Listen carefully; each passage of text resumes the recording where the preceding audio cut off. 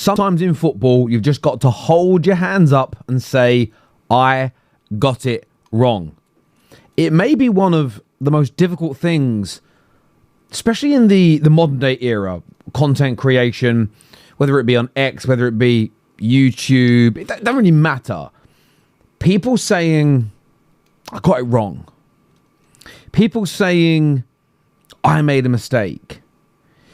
I think that there is this, I suppose it's sad really, but this world that we live in where admitting you're wrong is this sort of sign of weakness. And I don't quite know where that's come from, because in my lifetime, some of the strongest men and women I've ever known, what made me respect their strength so much was their ability to admit their mistakes and to better themselves from that. Better themselves. Something my nan used to say to me regularly growing up is, success is stumbling from failure to failure without losing enthusiasm. And it's kind of how I've always looked at the world in many ways. But this is something I got wrong, and I wanted to address it. Not just what I got wrong, but what I learned, what I now understand, and how I will assess things differently moving forward. But do me a big favor, please, and hit the like button. Make sure you are subscribing and get that bell notification button turned on as well, please. If you haven't done it yet, get it done for us right now. The little bell button next to the subscribe button. So thank you all for tuning in. Thank you all for being here. Look forward to reading some of your comments back. But as I said, I'll admit it. I was wrong about Andre Onana. 2 years ago, when Man United pursued him, charmed him, purchased him, and instilled him within our squad, I knew there were some mistakes. I knew there were some compilations flying around. I knew that he'd made some howlers in the past that didn't look good. But I watched a lot of Inter Milan the season before we bought him. Not just in the Champions League, but also in Serie A also. And I saw a fantastic, commanding, solid goalkeeper. But one that had the most outrageously brilliant distribution. Outrageously brilliant. Now, a lot of people will focus upon the Champions League final. Yes, Inter Milan lost this game. But it wasn't just that match. Yes, they lost that game. But it wasn't just that match where the distribution, the finding players in space, it was so perfect on the night. From a goalkeeping perspective, Onana could have done no more. Man United were looking to try and go to that next level under Erik Ten Hag. Ten Hag, let me make sure I phrase this in the right way so we don't rewrite history. What we thought was going to be the second season where, United had won a Carabao Cup, got to the FA Cup final, qualified for the Champions League. We really believed there was going to be a growth in how we played football, as though we were already following a plan, a project, a course. And I know these words have become very unfashionable and annoying to a lot of people that just live in the world of just go out there and win games. Just have high standards and win games like you did when I was a kid. The problem is when we were children is, one, we didn't understand what it took to run a football club. It was never really articulated or explained to us. We watched Match of the Day. We watched Football Focus and Grandstand. We watched Super Sunday. There was punditry, but it was about the games.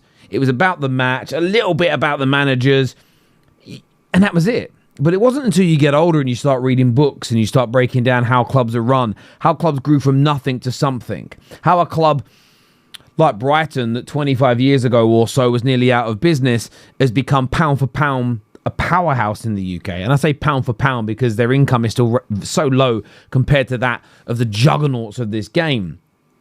Looking at their stories and how they built themselves up, for me, has become, I wouldn't call it an obsession, but something I absolutely love learning about. And that's all relevant to what I'm talking about today. Why did I get it so wrong about Onana? I got it wrong about Onana because, one, and really importantly on a footballing level, he wasn't as good as I witnessed. When the pressure mounted, when the system didn't suit him, when it came to having to deliver for a bigger club than Inter Milan, we know the pressure's higher. The eyes on the Premier League if I say there's 3 times as many, 4 times as many people watching the Premier League compared to Serie A, I think I'm being at least conservative in that estimate. More eyes, more pressure, more media scrutiny. He couldn't hack it, and I thought he could. My poor judgment. Even more worryingly, at the time, is that we weren't actually implementing Ten Hag's style of football. What we later learned is that he adapted to the players and put together a bit of a hybrid system, one that got the best out of what we had, implemented a little bit of his style. And as the following season progressed, we were bringing in more players that would have been absolutely needed had he taken what he'd done for years at Ajax and was installing that in every facet of the club, every training session, every game. We're building to this. So there was an assumption from me, wrongfully so, that the goalkeeper would enable the style of football to become better. The problem is we weren't playing in a way or training in a way that was going to utilise his distribution. So one, he's the most important asset as a goalkeeper, which, by the way, even up to just 2 years ago, having a goalie that was amazing with his seat was something everybody wanted. So let's not get carried away like that was a crazy thing to say 2 years ago. That then knocked his confidence. That then led to even more mistakes. And those mistakes became pandemics. Those mistakes there was like a domino effect on them. And it just never worked. He was massively instrumental in us going out early in the Champions League during his first season.